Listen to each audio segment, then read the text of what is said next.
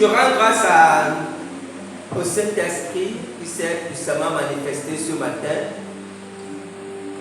Vendredi, pour plusieurs raisons, n'a pas pu être ici. Et je pense que ce matin, le Saint-Esprit a voulu nous conduire d'abord dans de bons moments de prière et les yeux les ouvre et puis toucher. Amen. Nous continuons notre thème mensuel, le thème de ce mois, c'est le combat spirituel.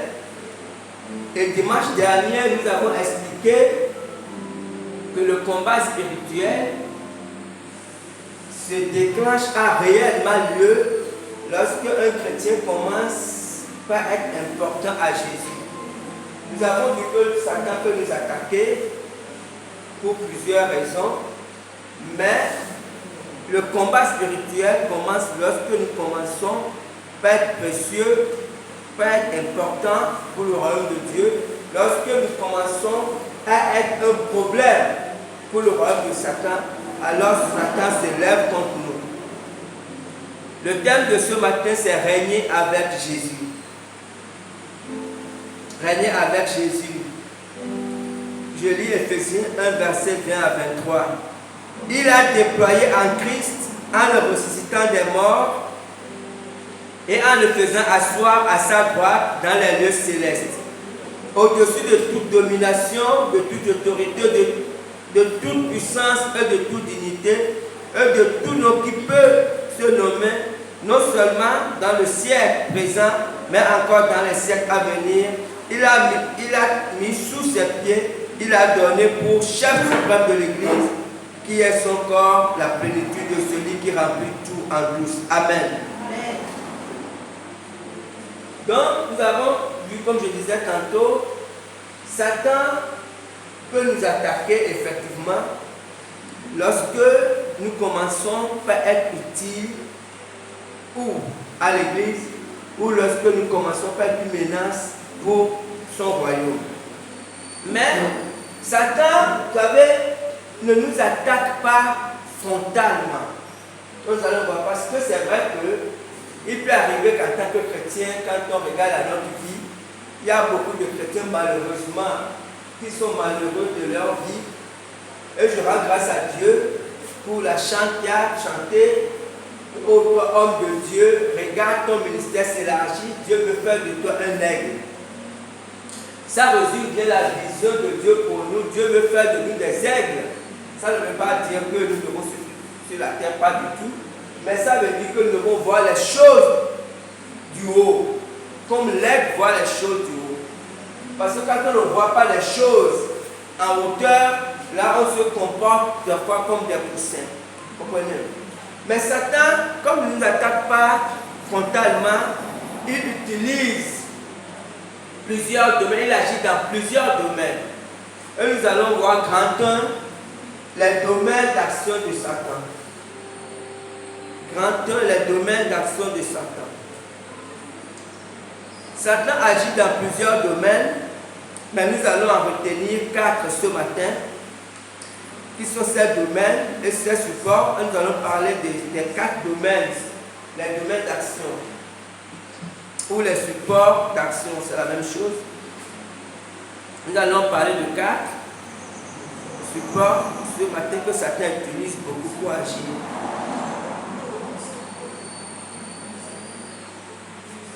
Le premier domaine d'action de Satan, c'est l'homme.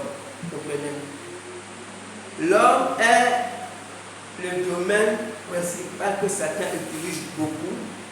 Qu'il soit chrétien ou qu'il soit païen, qu'il soit apôtre, qu'il soit nouveau converti, quel que soit le statut d'un homme, statut spirituel, Satan peut utiliser un homme. Et la plupart du temps, lorsque Satan utilise un homme, il ne s'en rend même pas compte. Il ne sait même pas que là, Satan est en train de l'utiliser. Nous allons voir l'exemple d'Ananias que nous connaissons dans Actes 5, verset 1 à 3. Mais un homme nommé Ananias, avec Saphira, sa femme, vendit une propriété et retint une partie du prix. Sa femme le sachant, puis il apporta le reste et le déposa aux pieds des apôtres. Pierre lui dit, Ananias, pourquoi Satan a-t-il rempli ton cœur au point que tu manques au Saint-Esprit et que tu as retenu une partie du prix du champ? Amen. Amen. Lorsque nous lisons cette histoire dans Actes 5, la plupart du temps, nous jugeons peut-être un peu trop rapidement Ananias et sa femme d'ailleurs, comprenez? Et nous pensons que comment ont-ils pu agir de la sorte? Comment une telle chose a pu se passer?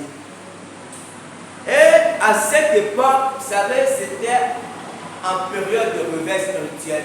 Le Saint-Esprit agissait puissamment. Et comme le Saint-Esprit agissait puissamment, les gens se convertissaient par centaines de milliers. Les gens donnaient leur vie à Jésus. Et il y avait des guérisons, il y avait des miracles.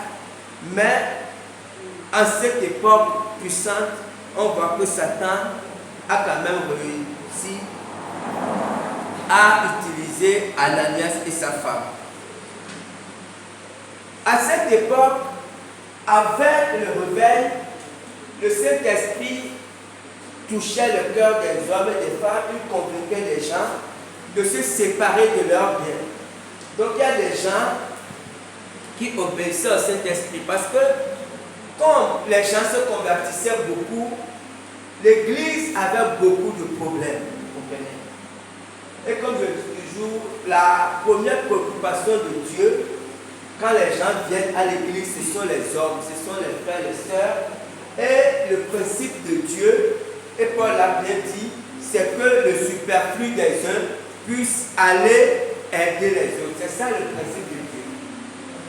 Et comme il y avait beaucoup de gens qui se convertissaient, beaucoup de gens qui avaient des problèmes, le Saint-Esprit touchait le cœur de certains qui se séparaient de leur propriété. C'est qu'ils vendaient leurs biens, ils ne vendaient pas ça pour avoir de l'argent, mais ils vendaient leurs biens. Pourquoi? Ils mettaient l'argent, ils remettaient l'argent aux apôtres. Ce n'était pas pour construire des églises, ce n'était pas ça, mais c'était pour distribuer aux autres. Voilà comment les choses se passaient. Et le Saint-Esprit avait touché le cœur de, qui s'appelle Barnabas, qui avait aussi un terrain. Il a vendu son terrain et il a donné l'argent aux apôtres qui ont fait la même chose parce qu'ils donnaient ça aux nécessités, parce qu'effectivement, il y avait à cette époque, dans l'église, il y en a aujourd'hui, il y en aura toujours. Jésus a dit qu'il y aura toujours les pauvres parmi vous, vous comprenez? Ça, c'est un principe que Dieu a établi. Et les autres, ceux qui les mêmes doivent venir aider ces pauvres-là. Et je suis convaincu qu'à cette époque-là, dans ce mouvement d'esprit, le Saint-Esprit a convaincu aussi ou Ananias ou sa femme de vendre leurs biens. Parce que, vous savez, la différence entre Ananias, le couple Ananias et Barnabas, c'est qu'ils étaient un couple. Barnabas, il était seul. Il n'était pas encore marié, en tout cas, il n'est pas marié dans la Bible. Et le Saint-Esprit l'a convaincu. Quand le Saint-Esprit convainc quelqu'un, la personne n'est pas obligée d'obéir au Saint-Esprit. Vous savez qu'aujourd'hui, le Saint-Esprit nous convainc, il nous met une pensée. C'est la pensée de Dieu, c'est le désir de Dieu qui met dans notre cœur. Mais il ne nous oblige pas à lui obéir. Nous sommes libres de faire ou de ne pas faire. Et Barnabas, il était seul, parce qu'il a convaincu de vendre son terrain. On ne sait pas les projets qu'il avait sur cette parcelle, mais il a accepté de se séparer de sa parcelle, il a vendu et il a donné l'argent aux apôtres. Maintenant, le couple Ananias, on ne sait pas ce qui s'est passé, ou si c'est la femme qui a été convaincue, ou si c'est le mari qui a été convaincu, parce que dans cette affaire, on ne peut pas savoir. Mais toujours est-il que les deux, à un moment donné, n'étaient pas d'accord. N'étaient pas d'accord pour vendre la parcelle et remettre en tout cas tout l'argent aux apôtres. On ne sait pas qui a convaincu l'autre, mais toujours est-il que quand, en fin de compte, ils ont accepté de vendre leur terrain, ils se sont dit, bon, mais si on vend notre terrain, dans ce cas, on ne va pas donner tout l'argent. Peut-être qu'il y a aussi des problèmes dans leur... Vous savez, c'est... Quand on lit les écrits bibliques, du coup, on a l'impression que c'est facile. Mais dans le fond, c'est très compliqué quand on revient dans la pratique, dans la vie de tous les jours. Parce que c'est une situation où un couple est confronté à la vente de leur parcelle, sûrement une parcelle sur laquelle ils avaient fait des projets. Donc, dans tout le fait de discuter ou de chercher, de rechercher son intérêt dans cette affaire, ils ont décidé de ne pas remettre tout l'argent aux impôts. Là, ce n'était pas le problème. Mais ce qu'ils ignoraient, c'est qu'ils auraient dû dire à Pierre que bon, on a vendu et puis on a décidé de donner juste une partie parce que Dieu ne les obligeait pas à remettre tout l'argent. Là où ils ont péché, c'est parce qu'ils n'ont pas remis, ils ont menti au Saint-Esprit. Et c'est ce que Pierre a dit, mais la parcelle vous appartient. Si vous ne la vendez pas, elle vous appartient. Après l'avoir vendue, elle vous appartient toujours. Ça veut dire, en tout cas, c'est votre argent, vous en disposez comme vous voulez. Comprenez?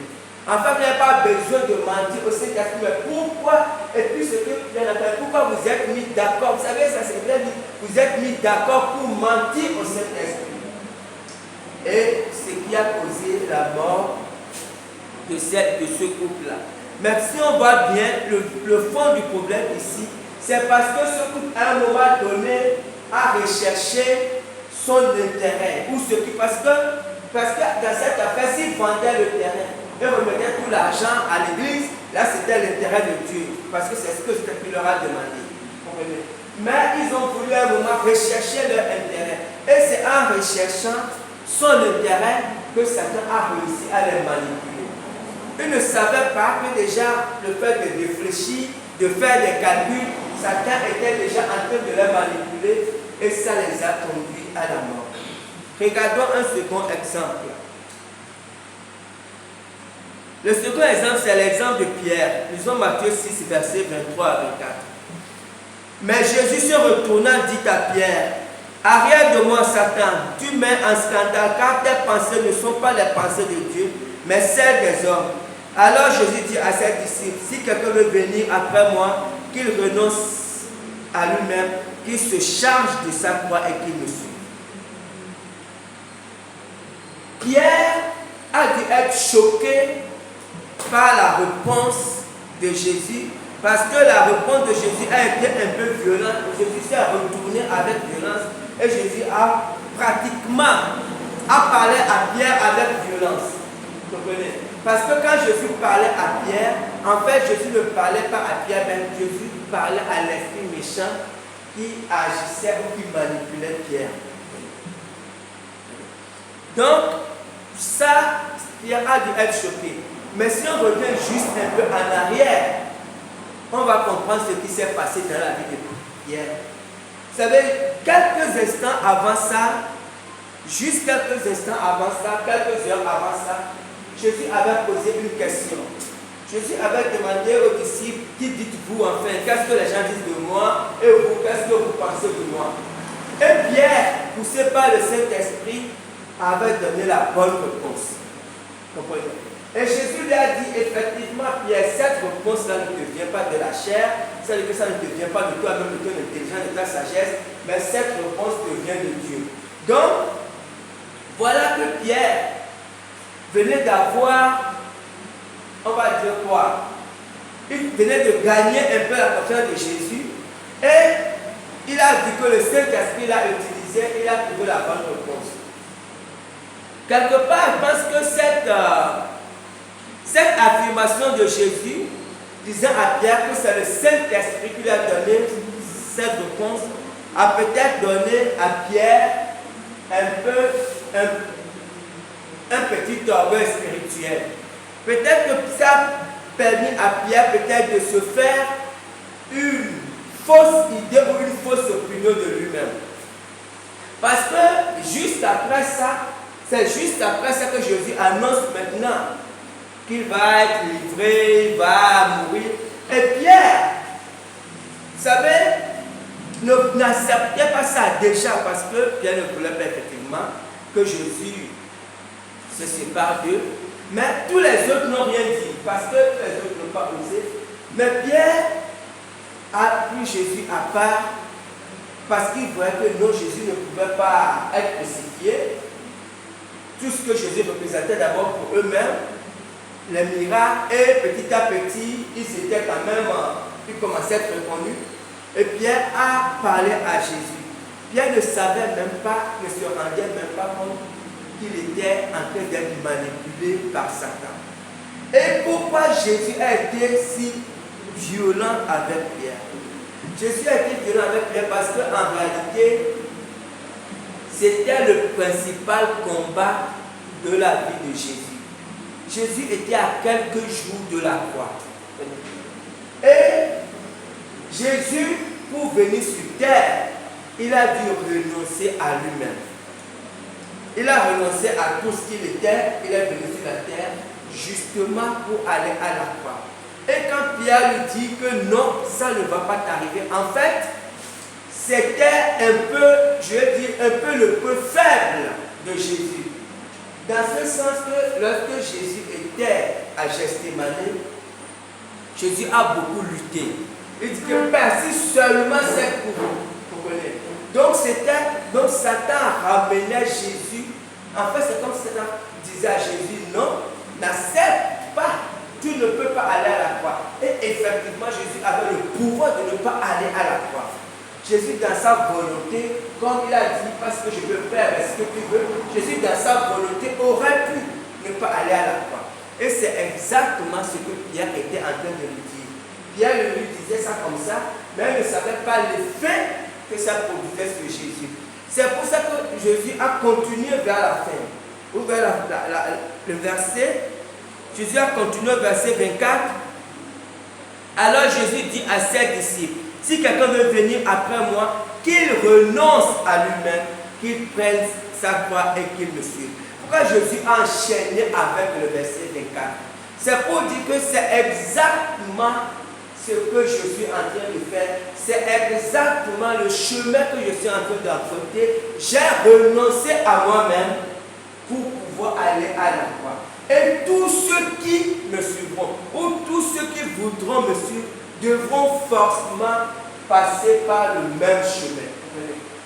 C'est pour ça que ces versets sont liés. Parce que c'est, vous savez, et ici, on voit que Satan avait commencé à manipuler Pierre sans que Pierre ne s'en rende même pas compte.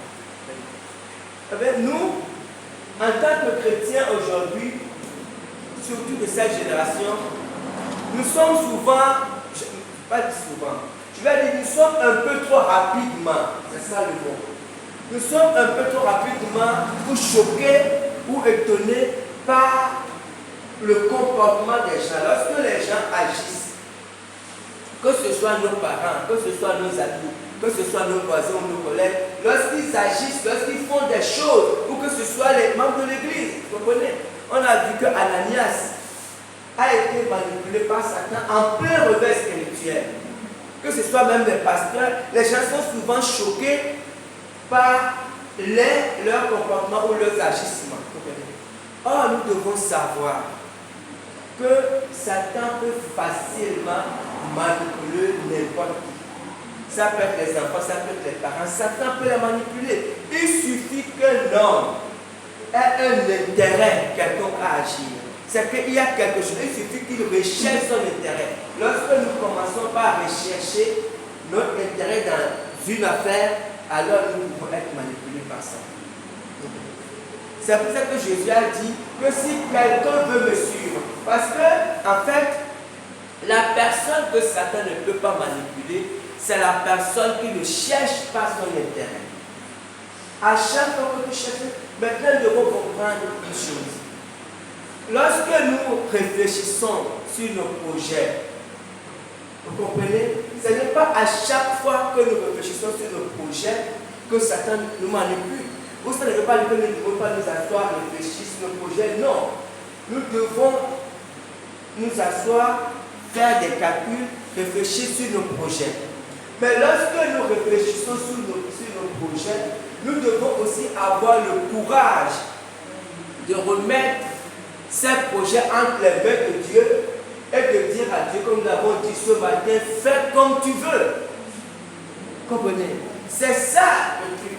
Est-ce que dans notre cœur, lorsque nous sommes en train de faire un projet, est-ce que pour quelle que soit la chose, est-ce que dans notre cœur nous pouvons dire à Dieu, Seigneur, fais comme tu veux. Si nous ne pouvons pas dire à Dieu, fais comme tu veux, alors c'est que nous avons déjà un problème. Parce que notre cœur nous montre déjà que nous avons un problème. Parce que nous devons en tant que Dieu faire des projets, nous sommes totalement libres, mais en même temps, nous devons pouvoir dire à Dieu, Seigneur, voici, mais Seigneur, fais comme tu veux. Et nous pouvons le dire de tout notre cœur. Et c'est le cas, sinon que certains ne vont pas nous manipuler. Mais lorsque nous cherchons notre intérêt, alors nous pouvons savoir que même parce que Satan nous manipule en fait en réfléchissant avec nous. On a l'impression qu'on réfléchit, mais en réalité, Satan réfléchit avec nous. Il nous donne des idées, il insère ces idées dans nos pensées et nous avons l'impression que c'est nous-mêmes qui prenons ces décisions. Amen. Amen. Le second domaine dans lequel Satan agit beaucoup, c'est dans le domaine des autorités. 1 Timothée 2, verset 1 à 3. Paul a dit, j'exhorte donc avant toute chose à faire des prières, des supplications, des requêtes, des actions de grâce pour tous les hommes, pour les rois et pour tous ceux qui sont élevés en dignité, afin que nous menions une vie paisible et tranquille en toute piété et honnêteté. Cela est bon et agréable devant Dieu, notre Sauveur. Paul dit, j'exhorte avant toute chose. J'exhorte avant toute chose. C'est que Paul dit que cela est prioritaire. Paul dit avant toute chose, voici ce que je vous demande. Je vous demande de faire des prières pour les autorités. Pourquoi Paul dit ça? Nous, on aurait pu dire qu'avant toute chose, on commence par prier pour nous-mêmes, pour nos besoins. Mais Paul dit non. Je vous exhorte avant toute chose de faire des prières pour les autorités. Il dit pour que vous puissiez mener une vie paisible. Vous savez, même si on est milliardaire dans un pays, comme en ce moment il y a la guerre au Soudan, même quand tu es milliardaire dans ce pays, sauf si tu es là-bas, tu ne peux rien faire, tu ne peux faire aucun projet.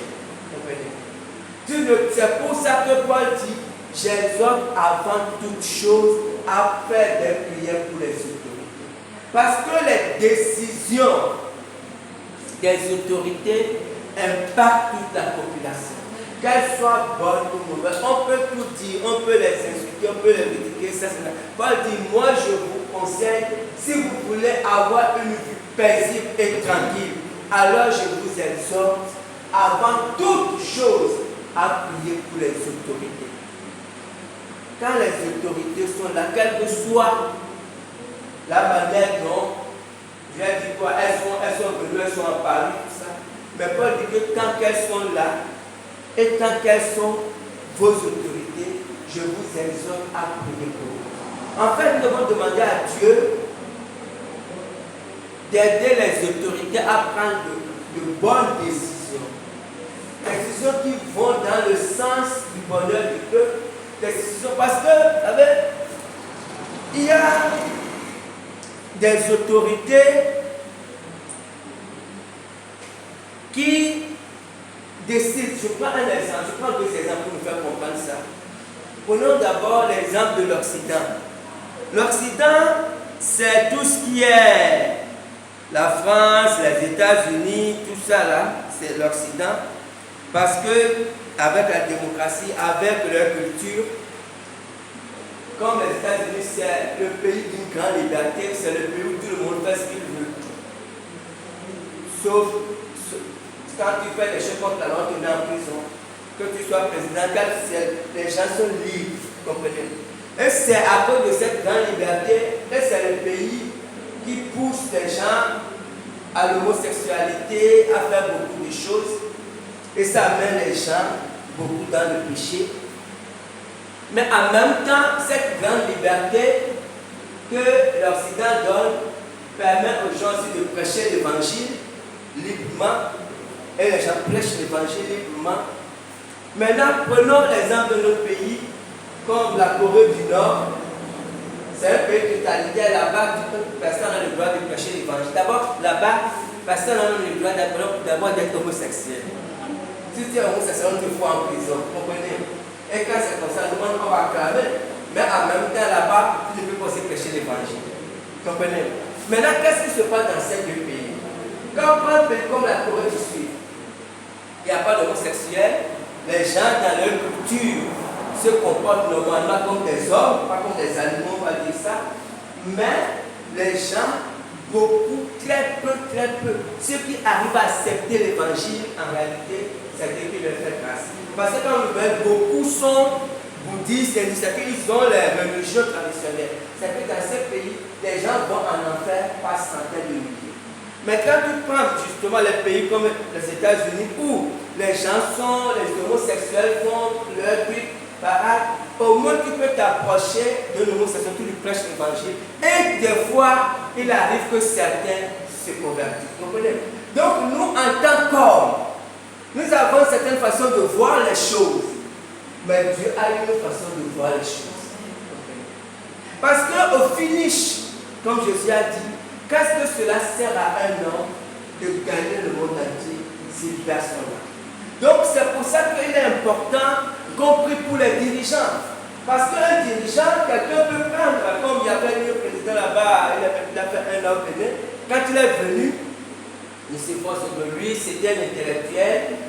Il a vécu aux États-Unis et puis il est devenu président après, il s'est présenté, il est devenu président. Ok, qu'est-ce qu'il est devenu président? Quel est devenu président? Les gens de son village, comme on fait là, ils sont partis le voir pour dire donc, tu es devenu président, et on va faire les cérémonies. Là, il dit non, moi je ne suis pas dedans, moi je ne fais pas de bonnes choses. La chambre dit ok, tu ne t'en occupes pas, donc reste chez toi là-bas. Quelques temps après, il est tombé malade, bizarre, et il devait mourir. Il a compris que s'il ne fait pas ça là, il devait mourir. Il est parti dans son village, il a fait les cérémonies. Il est guéri. Et qu'est-ce qu'il a fait après? Dans tout le Bénin, il faisait maintenant des monuments de vaudou en fait. Il a rempli le pays d'idoles. Avant, il n'y croyait pas du tout, mais maintenant, il croit vraiment. Il a rempli le pays d'idoles. Maintenant, c'est celui qui est venu après lui, parce qu'il y a la tendance là-bas, que le coup, quand il est venu, il a tout cassé, comme il est chrétien. Quand il est venu, il a tout cassé, et puis il a remplacé maintenant par d'autres choses, comme les culturelles. C'est pour dire que les autorités, c'est-à-dire quand l'autre ne se fait, quand il mettait les choses de vaudou, les chrétiens criaient, ça ne changeait rien. C'est lui le chef de l'État. S'il décide de mettre les monuments, il fait le truc de serpent. C'est ça le problème des autorités. Le peuple peut crier, mais ça ne va rien changer. Vous comprenez? Donc il est important parce que en fait, les décisions des autorités, quand ils veulent implanter les vaudous, c'est dans les ronds-points, dans les carrefours. C'est que, en fait, et des fois, quand ils veulent implanter ces choses, les gens viennent faire des cérémonies. Donc, ils maudissent les quartiers, ils maudissent les localités. Donc, les autorités, qu'on veut ou pas, leurs décisions ont un grand impact dans la vie des populations.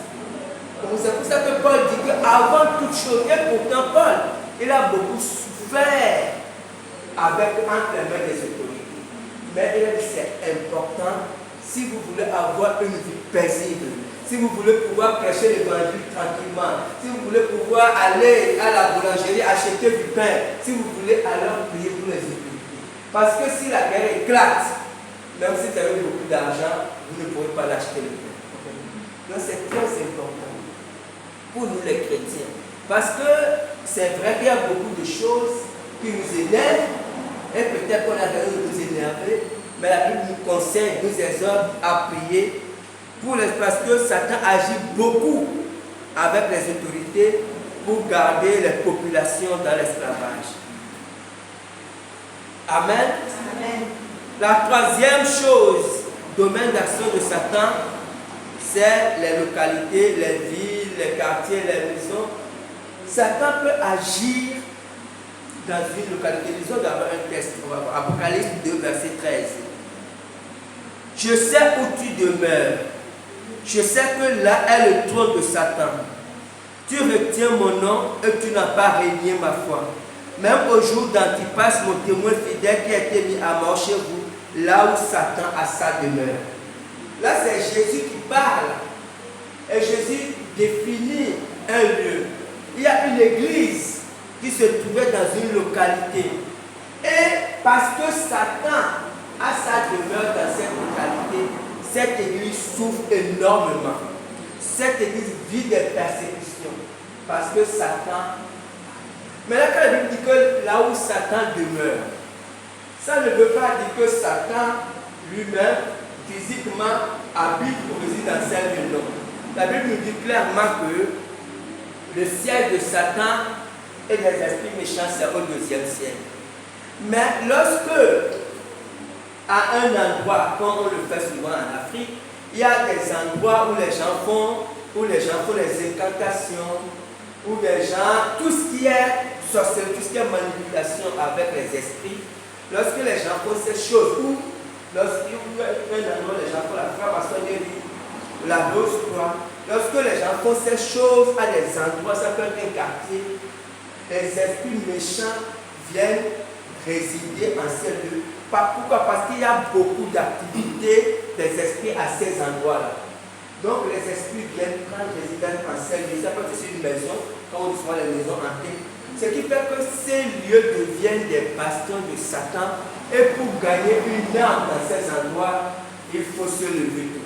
C'est qu'il y a beaucoup de combats. Les gens ont du mal à se convertir dans de tels quartiers. Ce sont des quartiers où les gens vivent dans la débauche, ils boivent la drogue. Les gens font tout, mais ils sont contre l'évangile. Donc il faut beaucoup de combats, beaucoup de prières en fait pour gagner les gens, pour sortir les gens de ces endroits.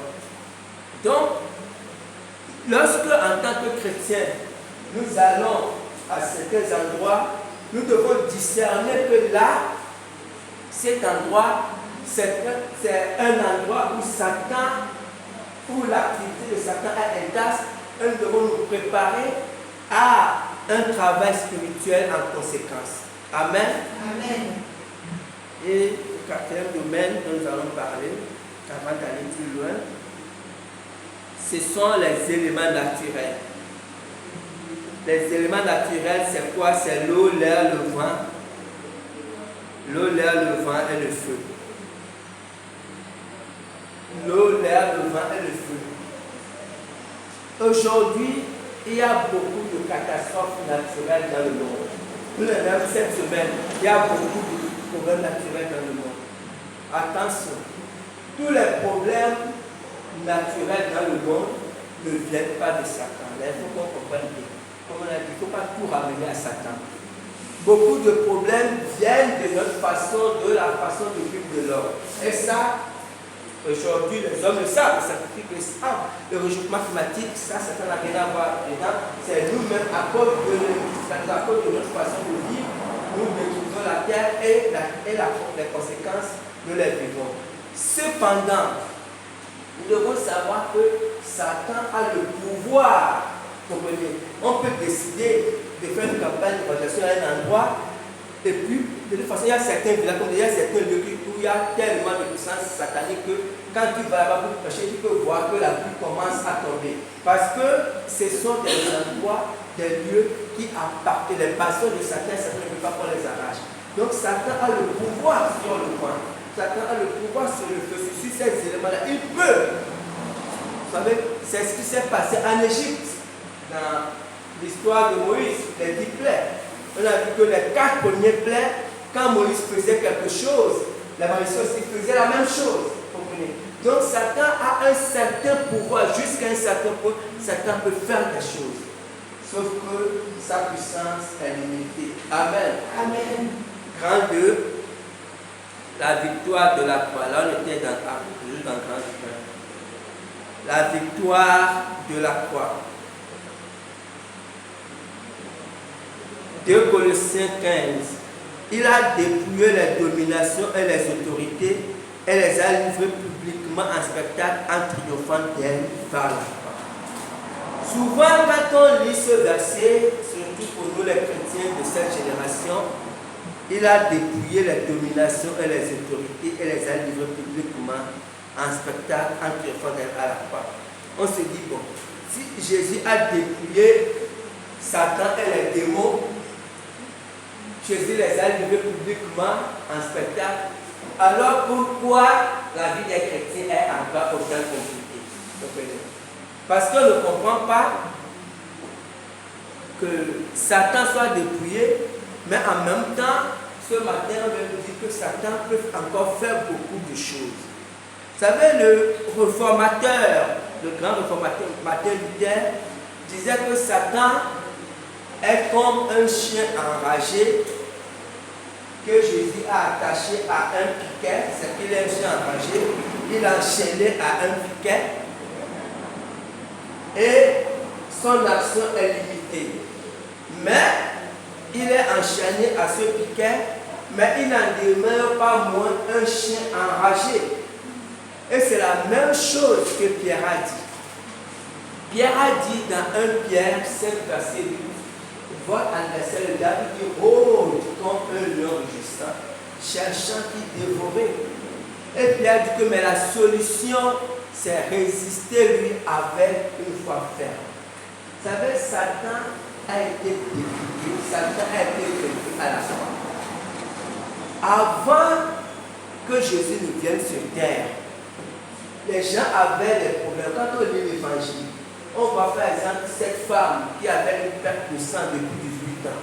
Jésus a dit que cette fille d'Abraham, que Satan a liée depuis 18 ans, elle était liée et personne ne pouvait rien faire. Les pharisiens ne pouvaient rien faire. Elle était liée, c'était comme ça, elle devait passer sa vie comme ça. Mais quand Jésus est venu, Jésus a dit qu'il fallait qu'elle soit libérée. Aujourd'hui, vous et moi, le Saint-Esprit, nous avons la capacité de chasser Satan dans la vie des gens à cause de ce que Jésus a fait à la croix. Satan a été dépouillé, vous comprenez? Satan a une certaine capacité, comme je disais, peut-être qu'il est comme un chien méchant et il sera toujours un chien méchant. Ça, c'est dans sa nature, vous comprenez? Mais Satan n'a plus le pouvoir. Et le chrétien que nous sommes, nous devons savoir que Satan n'a plus le pouvoir. Ça se passe comment dans la réalité? Parce que si on dit que Satan n'a plus le pouvoir, on dit alors pourquoi les gens souffrent? Effectivement, pourquoi les gens souffrent? Première chose, ce matin, quand on priait, quand Papa était ici, quand on priait, le Saint-Esprit a conduit beaucoup de gens dans la prière, chacun pour sa part. Et j'ai vu que beaucoup ont fait la prière, je ne sais pas si j'appelais ça de renoncement, d'abandon ou de soumission. En fait, dans la plupart des prières des uns des autres, les gens remettaient tout, comme on a chanté, faire comme les gens remettaient tout entre les mains de Dieu. En fait, les gens s'abandonnaient entre les mains de Dieu. Les gens, certains donnaient leur cœur à Dieu pour que Jésus prenne tout. Vous savez, c'est la première stratégie pour avoir la victoire sur Satan. Jésus a remporté une victoire à Satan et Jésus a l'autorité suprême. Mais la victoire de Jésus ne peut être totale, je dis bien totale, que dans la vie des hommes et des femmes qui sont soumis à Jésus. Parce que lorsque quelqu'un n'est pas soumis à Jésus, alors Satan peut avoir une petite parcelle d'autorité, de pouvoir dans sa vie. Et si Satan a une parcelle, même si c'est, je sais pas, même si c'est un petit chemin, Satan va passer par ça pour t'attaquer, pour te faire du mal. Pierre a dit résister lui avec une foi ferme. Pourquoi Pierre a parlé de foi? Pierre n'a pas dit résister à Satan par la prière. Pierre n'a pas dit résister à Satan par le combat. Pierre n'a pas dit chasser Satan. Il a dit résister lui avec une foi ferme. Parce que lorsque Satan nous attaque, Satan attaque les circonstances de notre vie. Écoutez bien. Quand Satan attaque les circonstances de notre vie, ça ne veut pas dire que pour nous la chose est réelle. Quand c'est réel, c'est que nous sommes physiques. Tu n'as pas d'argent, tu sais que tu n'as pas d'argent. Et ça là, c'est réel. Tu n'as pas besoin de sortir avant pour comprendre ça. Mais en même temps, bien que tu n'aies pas d'argent, tu n'as pas d'argent, c'est une situation que tu vis qui est claire. Mais dans le monde spirituel, la Bible dit autre chose. Disons quelque chose. Disons quelque chose. Éphésiens 2, versets 4 à 6. Mais Dieu qui est riche en miséricorde, à cause du grand amour dont il nous a aimés, nous qui étions morts par nos offenses, nous a rendus à la vie avec Christ. C'est par grâce que vous êtes sauvés. Il nous a ressuscités ensemble et nous a fait asseoir ensemble dans les lieux célestes en Jésus-Christ. Amen. La Bible dit que Dieu nous a fait asseoir ensemble avec Jésus. C'est qu'en esprit, vous et moi sommes assis dans les lieux célestes avec Jésus. En esprit, vous et moi régnons avec Jésus dans les lieux célestes. Donc on doit comprendre les choses. Dans notre esprit, comprenez, dans notre esprit, nous sommes en communion avec Jésus.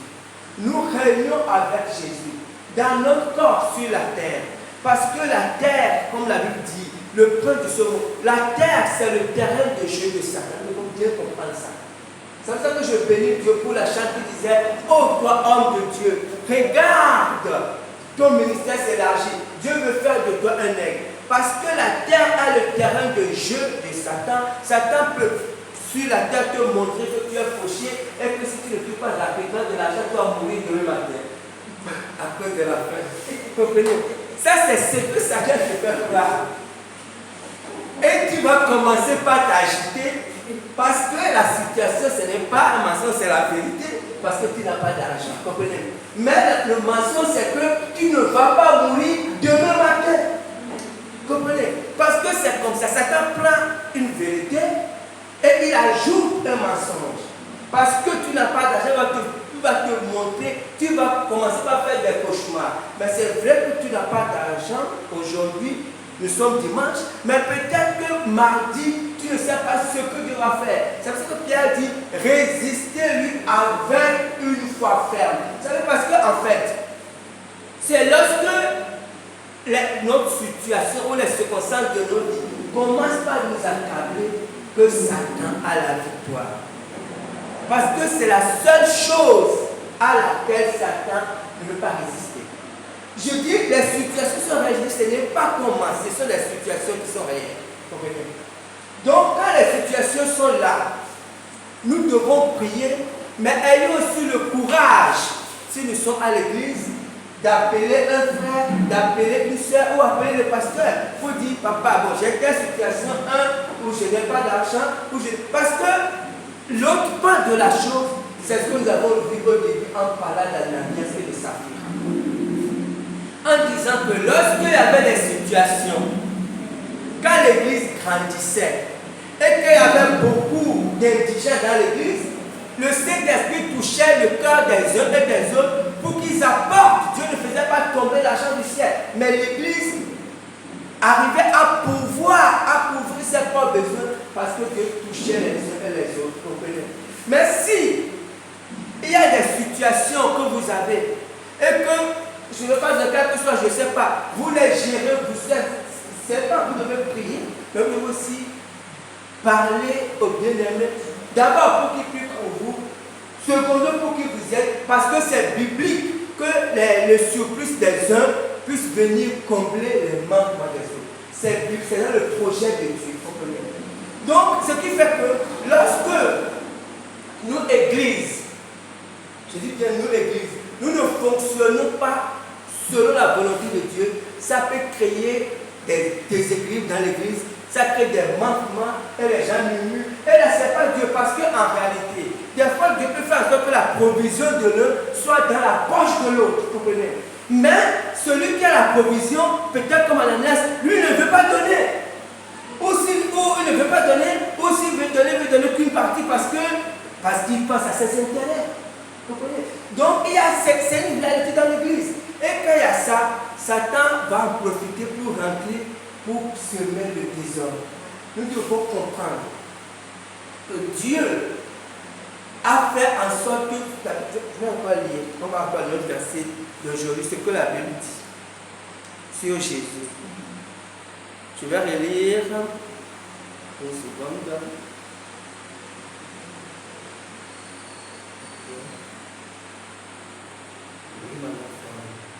Une seconde, c'est Philippiens. Philippiens 1, ce qu'on a lu au départ. On va voir ce que la Bible dit. Ok. Il a déployé en Christ en le ressuscitant des morts, en le faisant asseoir à sa droite dans les lieux célestes, au-dessus de toute domination, de toute autorité, de toute puissance, et de toute dignité, et de tout nom qui peut se nommer, non seulement dans le siècle présent, mais encore dans le siècle à venir.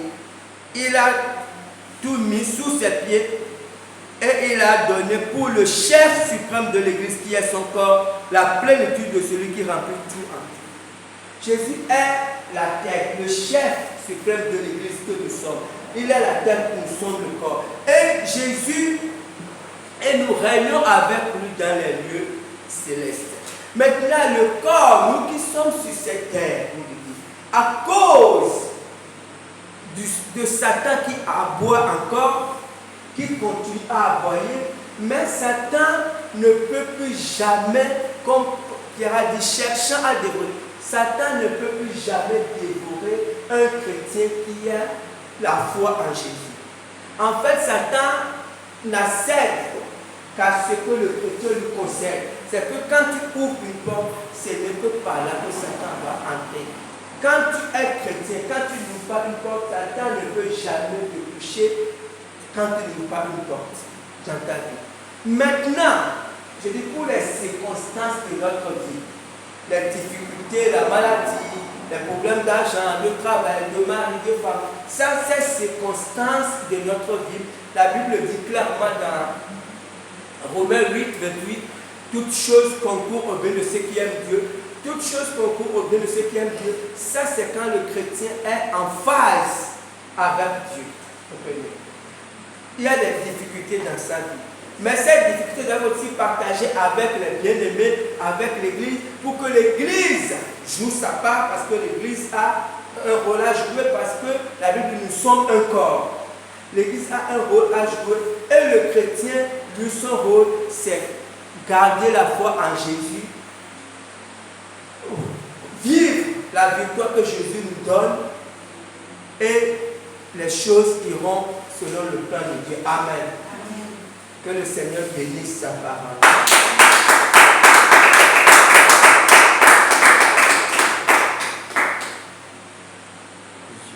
Je te servirai parce que je t'aime.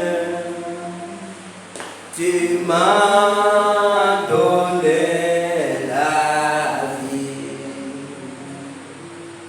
Je n'étais rien quand tu m'as trouvé. Tu m'as donné la vie. Mon cœur brisé, ma vie gâchée. C'est pourquoi tu mourus sur le calvaire, t'ont touché. C'est ce que je désire. Tu m'as donné la vie. Je te servirai parce que je t'aime.